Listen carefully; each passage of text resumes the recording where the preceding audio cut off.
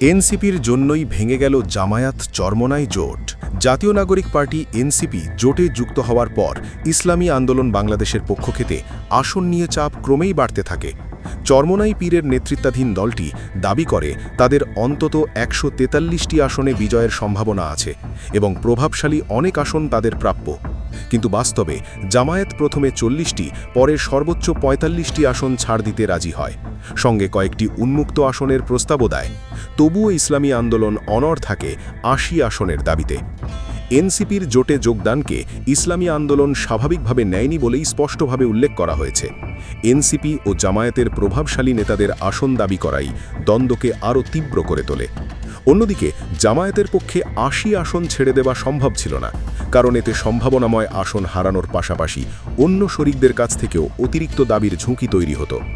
মধ্যস্থতার চেষ্টা, একাধিক বৈঠক এবং শেষ মুহূর্তের যোগাযোগ সবই ব্যর্থ হয়।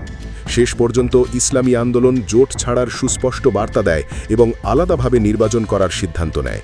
ফলে বলা যায়, এনসিপির অন্তর্ভুক্তি জামায়াত চরমোনাই জোট ভাঙনের প্রধান ট্রিগার হিসেবে কাজ করেছে।